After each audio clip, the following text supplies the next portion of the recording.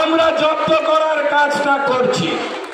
উদয়ন গুহর থেকেও একটা বড় গুন্ডা ছিল বীরভূমের, তার নাম কেষ্ট মন্ডল। 130 কেজি তার ওজন। ভোট এলেই এই চ্যানেলগুলো তার কাছে যেত যে কেষ্টদা ভোট তো এসে গেল, বলছে ভোট আবার কি হবে, চড়াম চড়াম ঢাক বাজবে, নকুল দানা বিতরণ হবে, গুড় বাতাসা বিতরণ হবে, আর বিরোধীরা উন্নয়ন দাঁড়িয়ে আছে দেখতে পাবে। ওই কেষ্ট বেটা এখন কোথায়? কেষ্ট বেটা কোথায়? সকন্যা তিহারে গড়াগড়ি খায়। উদয়ন গুহ, আপনাকেও বেশি বাড়াবাড়ি বেশি দিন হবে না। পোস্টপল ভায়োলেন্স 21 ভোটের পরে ভেটাগুড়ি সহ গোটা কোচবিহার জেলায় যত সন্ত্রাস হয়েছে, এই সন্ত্রাসে এরা নেতৃত্ব দিয়েছে।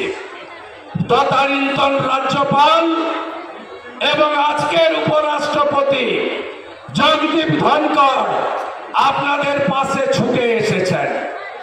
আপনারা ভুলে গেছেন 21-এর কথা।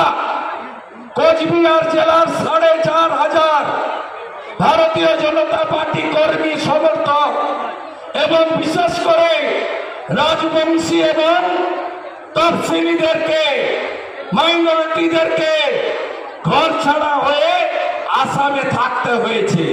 ক্যাম্পের কথা ভুলে গেছেন আপনারা?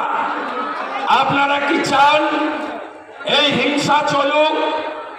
আপনারা জানেন জাতীয় মানবাধিকার কমিশন 19 জন গুন্ডার নাম দিয়েছিল হাইকোর্টে।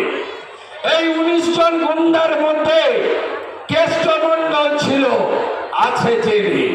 জ্যোতিপ্রিয় মল্লিক ছিল, আপনাদের চাল গম রেশন চুরি করার দায়ে বালু মল্লিক জেলের মধ্যে আছে। শাহজাহান শেখের নাম শুনেছেন? কিছুদিন আগে সন্দেশখালীর ঘটনা সামনে এসেছে, শাহজাহান শেখ জেলে গেছে। এবার